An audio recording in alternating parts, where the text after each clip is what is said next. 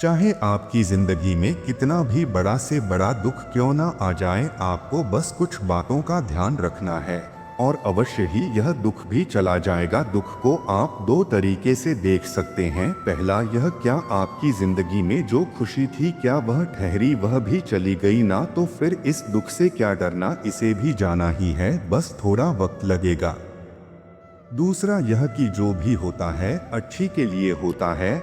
जब कोई घटना घटित होती है तो हम परेशान हो जाते हैं, हमें लगता है कि ऐसा हमारे साथ क्यों हुआ है, पर हम उसके पीछे के अच्छाई को नहीं देख पाते और वह कहीं बाद में जाकर हमें पता चलता है कि हाँ, यह होना जरूरी था, तभी अच्छा हुआ है। चिंता से कुछ हासिल नहीं होता है, लेकिन चिंतन करने से ऐसी कोई चीज नहीं है जिसे जीवन में हासिल ना किया जा सके। चिंता और चिंतन में बहुत ही ज्यादा फर्क होता है। इन दोनों के बीच वही अंतर होता है जो एक आत्मविश्वास भरे स्वस्थ व्यक्ति और रोगी व्यक्ति के बीच होता है। जितना समय हम किसी काम को करने की चिंता में लगाते हैं, यदि हम उतना ही समय उस काम को करने में लगाएं, तो यकीन मानिए व्यक्ति के जीवन में चिंता जैसी कोई चीज नहीं रह जाएगी। व्यक्ति के जीवन में काम कभी भी अधिक नहीं होता है। यह तो चिंता है जो उसे अधिक से अधिक बनाती ही जाती है। चिंता बिल्कुल शहद की मधुमक्खी की तरह होती है, जिसे जितना हटाओ वह उतना ही चिपट चली जाएगी। व्यक्ति को कभी भी भविष्य की चिंता नहीं करनी चाहिए, क्योंकि उससे उसके जीवन में कोई कार्य सिद्ध नहीं होता है। जो हुआ है वह अच्छा हुआ, जो हो रहा है वह अच्छा हो रहा है, जो होगा वह भी अच्छा होगा। तुम भूत का पश्चाताप मत करो, भविष्य की चिंता मत करो, अभी वर्तमान है, इसलिए वर्तमान में रहकर खुश रहो। यह परिवर्तन संसार का नियम है। जैसे तुम मृत्यु समझते हो वही तो जीवन है। एक क्षण में तुम करोड़ों के स्वामी बन जाते हो, दूसरे ही क्षण तुम दरिद्र हो जाते हो। मेरा तेरा, छोटा बड़ा, अपना पराया मन से मिटा दो, विचार से हटा दो, फिर सब तुम्हारा है, तुम सबके हो। अक्सर हम लोग चिंता में इतना डूब जाते हैं कि जीना ही भूल जाते हैं। हमें यह सोचना चाहिए कि हम समस्या का कैसे निवारण कर सकते हैं। हमारे अंदर बड़ी अजीब बीमारी होती है, वो यह जो हम लोगों के बारे में सोचने लगते हैं वही हम उन्हें मान बैठते हैं। जब तक आप उस व्यक्ति को अच्छे से नहीं जान लेते हैं तो आप उसके बारे में ऐसी धारणा नहीं बना सकते। आपको किसी भी व्यक्ति को जानना है तो उसके साथ आपको समय बिताना पड़ेगा। जीवन में जब भी हम खराब दौर से गुजरते हैं तो मन में यह विचार जरूर आता है कि परमात्मा मेरी परेशानियां देखता क्यों नहीं है, मेरी परेशानियां दूर क्यों नहीं करता। लेकिन सुख दुख तो हमारे जीवन का हिस्सा है। जीवन है तो परेशानियां भी होगी। चलिए इसे कहानी के माध्यम से समझते हैं। एक युवक अपनी तमाम परेशानियों के लिए भगवान से शिकायत करता है। उसे लगता था कि एक वही अकेला इस संसार का सबसे दुखी व्यक्ति है, सिर्फ उसी के जीवन में तमाम मुसीबतें। उसको भगवान से इस बात की बड़ी शिकायत रहती थी कि भगवान ने संसार के सारे दुख उसके हिस्से में दे दिए। वह सोते जागते भगवान से प्रार्थना करता और फिर कभी भगवान को दोषी देता तो कभी खुद को कोसता रहता। अब वह करे भी तो क्या करें, एक मुसीबत खत्म होती नहीं कि दूसरी आ जाती।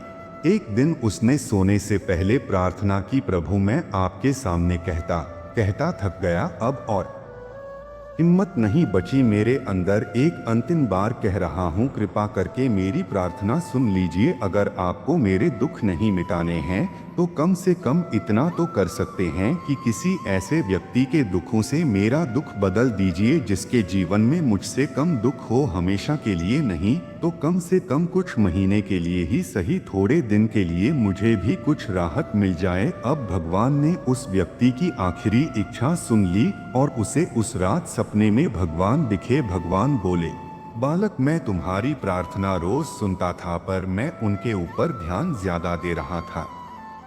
जो तुमसे भी ज्यादा तकलीफ में है, तुम अपने सारे कष्टों को विस्तार से कागज पर लिखो, फिर एक गठरी बनाओ और शहर के मुख्य चौराहे पर जाकर उसे टांग कर आ जाओ। वह व्यक्ति हड़बड़ाकर नींद से जगा। पहले तो उसे बिल्कुल यकीन नहीं हुआ कि सच में भगवान आए थे और उन्होंने उससे ये सब बातें कही हैं। फिर सोचा कि आजमाने में क्या हर्ज है, क्या पता इससे कोई रास्ता निकल आए। उसने भगवान के आदेश के अनुसार अपनी सारी परेशानियां अलग अलग कागजों पर लिखी। इतनी परेशानी और लिख डाली कि कागज का ढेर खड़ा हो गया और उसे गठरी में ही बांधना पड़ा।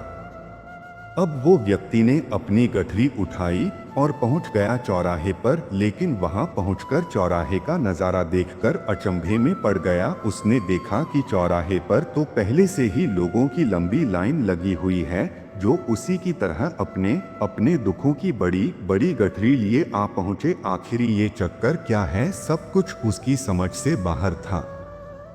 अभी वह इन विचारों में ही खोया था कि तभी एक आकाशवाणी हुई। उनमें सभी को अपनी गठरी को चौराहे पर अलग अलग खोटी में टांग देने का आदेश हुआ। वहां बेहिसाब खोटियां पहले से ही बनी थी। सभी ने अपनी अपनी गठरी टांगी और फिर ईश्वर के अगले आदेश का प्रतीक्षा करने लगे। कुछ ही देर में दोबारा से आकाशवाणी हुई और सबसे कहा गया कि सभी लोग अंदाजे से कोई ऐसी गठरी उठा ले जो उन्हें अपनी परेशानी के गठरी से हल्की समझ में आती हो। अब उन्हें वही दुख भोगने होंगे जो उनकी चुनी हुई गठरी में दर्ज होंगे। आकाशवाणी सुनते ही सभी लोग हल्की से हल्की गठरी को लपक के लिए दौड़े। सबके साथ वह व्यक्ति भी नई गठरी चुनने के लिए भागा। खोटी में टंगी समस्त गठरिया को घूरता हुआ वह काफी देर तक अंदाजा लगाता रहा। अब उसे एक डर था, कहीं वह कोई ऐसी गठरी न उठा ले जिसमें पहले से भी ज्यादा दुख हो। अगर ऐसा हुआ तो परेशानी और बढ़ जाएगी और मुझे लेने के देने पड़ जाएंगे। अब उसके मन में तरह तरह के विचार आने लगे। वह सोचने लगा कि कम से कम वह अपने दुखों से भली भांति परिचित तो है, कहीं ऐसा ना हो चुनी गई नई गठरी में दुख और भी ज्यादा पीड़ादायक हो जाए। ऐसे विचारों में खोया हुआ एक के बाद एक गठरी के सामने से गुजरता, लेकिन तय नहीं कर पाया कि कौन सी गठरी चुनी जाए। उसे यह भी डर था कि कहीं कोई उसकी गठरी ना उठा ले। इस उधेर बूंद में फंसे उस व्यक्ति ने आखिरकार अपनी गठरी ही उठा ली और चल पड़ा। उसने तय किया कि अब वह इन चुनौतियों का मुकाबला पहले से ज्यादा मजबूती से करेगा। धीरे धीरे वह व्यक्ति को अपने ही दुख दूसरों से कम होते हुए महसूस हो रहे थे और उसके जैसे ही भाव वहां मौजूद हर व्यक्ति में आ रहे थे। दोस्तों, सच में सबको अपना दुख ज्यादा बड़ा और ज्यादा पीड़ादायक लगता है कि वही संसार का सबसे दुखी प्राणी है। पर हम में से भी ज्यादा ना जाने कितने और दुखी हैं। कितने ही लोग ऐसे हैं जिन्हें 2 वक्त का भोजन भी मुश्किल से नसीब होता है। जिन लोगों के पास साहस और हौसला वह आत्मविश्वास की नाव पर सवार होकर आसानी से जीवन की कठिनाइयों से सफलता प्राप्त कर लेते हैं। जरा ऐसे लोगों के बारे में सोचिए जो जीवन मृत्यु के बीच झूल रहे हैं। कम से कम आप किस्मत के लाइन में इनसे आगे तो हैं, स्वस्थ हैं, अपने काम के लिए किसी पर निर्भर नहीं है, अपना काम खुद करने के काबिल है। श्री कृष्ण कहते हैं, आपको जब भी कोई चिंता हो तो आपको अपने दिमाग से ज्यादा अपने दिल की सुननी चाहिए। आपको जो भी अच्छा लगता है आपको वह चीजें करनी चाहिए। आपको कहीं घूमने से सुकून मिलता है तो आप कहीं घूमने चले जाएं। आपको अगर संगीत का शौक है तो संगीत सुन लीजिए। यह सबसे आसान तरीका है चिंता मुक्त जीवन व्यतीत करने का। जब तक आप दुनिया की परवाह करते रहेंगे तब तक आप चिंता में घिरे रहेंगे। आप अपने मन में कोई भी बात ना रखें। अगर किसी की बातों से आपको कोई चिंता होती है या आपका दिल दुखता है तो उस व्यक्ति को जरूर बोलने से आपका मन हल्का हो जाएगा। अगर आप चुप रहेंगे तो अंदर ही अंदर तड़पते रहेंगे। जीवन में कुछ भी हो उससे घबराएं नहीं, उसका डटकर सामना करें। उसके ऊपर चिंता करने से कुछ नहीं होगा। चिंता करने से तो सिर्फ तकलीफ ही बढ़ती है, उसका हल नहीं मिलता है। चिंता एक ऐसा कीड़ा है जो आपको अंदर ही अंदर खोखला कर देता है। चिंता का सिर्फ एक ही कारण होता है और वह है नकारात्मक सोच। गलत सोच से मेरा मतलब यह नहीं है कि आपकी सोच बुरी है। मेरे कहने का सिर्फ यही मतलब है कि आप जो भी काम करते हैं उस काम को लेकर आपके विचार गलत हो जाते हैं। आप कुछ ज्यादा ही सोचने लगते हैं। सोचना कोई बुरी बात नहीं होती। काम शुरू किया है तो उसके बारे में सोचना तो होगा ही, पर आपका दिल दुखता है तो उस व्यक्ति को जरूर बोलने से आपका मन हल्का हो जाएगा। अगर आप चुप रहेंगे तो अंदर ही अंदर तड़पते रहेंगे। मुश्किल तो तब आती है जब आप उस काम के लिए गलत सोचना शुरू कर देते हैं और यही सोच ही आगे जाकर आपकी चिंता का कारण बनती है। चिंता एक ऐसी बीमारी है जो आपके मन की खुशियों को खा जाती है। कुछ लोग ऐसे होते हैं जो बहुत ही ज्यादा चिंता करते हैं, इसी वजह से वह कभी खुश नहीं रह पाते। उन्हें किसी भी बात से खुशी नहीं मिलती। वह सिर्फ एक ही बात को लेकर चिंता में डूबे हुए रहते हैं, लगातार उसी के बारे में सोचते रहते हैं और चिंता करते रहते हैं। ऐसे लोग हमेशा मायूसी और दुख के घेरे से घिरे हुए रहते हैं। चाहे कोई खुशी का मौका हो या कोई भी त्योहार, उन्हें कोई फर्क नहीं पड़ता। कोई भी चीज से खुश नहीं हो पाते क्योंकि उन्हें लगता है कि सारी जिम्मेदारी उनके कंधे पर है। सबसे पहले कल क्या होगा उसके बारे में ना सोचो, क्योंकि उससे आपका आज भी बर्बाद होगा और कल किसी ने नहीं देखा है। लेकिन आज आप क्या कर सकते हैं वह आपके हाथ में है। उत्सव या खुशी के लिए किसी दिन का इंतजार मत करो। अपने आज को उत्सव बना लो और खुश रहना सीखो। समस्या हर किसी की जिंदगी में है। आप ऐसे पहले इंसान नहीं हैं। आप डरना छोड़ दो कि उनको बुरा लगेगा या फिर रिश्ते में समस्या आएगी। डरो मत, चिंता मत करो। बस यह बातें कहने की हिम्मत रखो जो आपके अंदर ही अंदर आपको खाई जा रही है, और इस वजह से आप अपने आप को गवा सकते हैं। क्योंकि दूसरों की चिंता की वजह से आप अपने आप की खुशियां गवा रहे हैं, साथ ही अपने परिवार की खुशियां भी। इसलिए जिंदगी को काटो मत, जिंदगी जीना सीखो।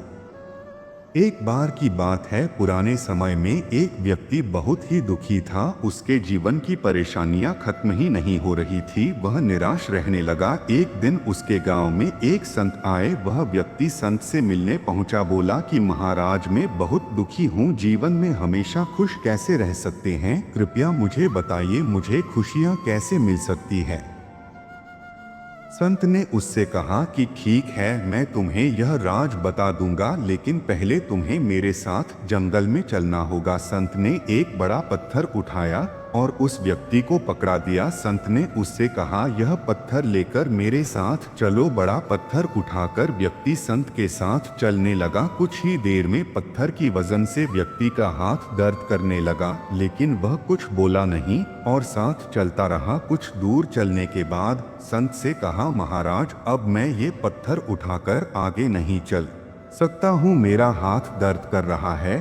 संत ने कहा, ठीक है, यह पत्थर यहीं रख दो। पत्थर रखते ही व्यक्ति को राहत मिल गई। संत बोले कि बस यही है खुश रहने का राज। जिस तरह तुम एक पत्थर को उठाकर ज्यादा दूर नहीं चल सके, ठीक उसी प्रकार तुम अपने दुखों के बोझ को उठाकर तुम खुश नहीं रह सकते हो। व्यक्ति को यह बात समझ आ गई। उसने संत को प्रणाम किया और दुखों को छोड़कर आगे बढ़ने का संकल्प किया। इससे हमें यही सीख मिलती है कि हम जब तक दुख देने वाली बातों को याद करते रहेंगे तब तक हमें खुशियां नहीं मिल सकती। बीते दिनों की दुख देने वाली बातों को भूलकर आगे बढ़ना चाहिए और हमें खुश रहना चाहिए।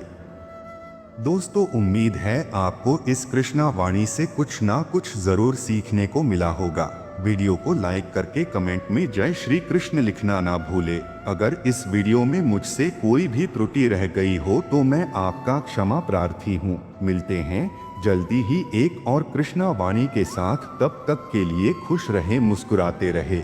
और अगर आप हमारे चैनल पर नए हैं तो चैनल को जरूर सब्सक्राइब करें। जय श्री कृष्णा।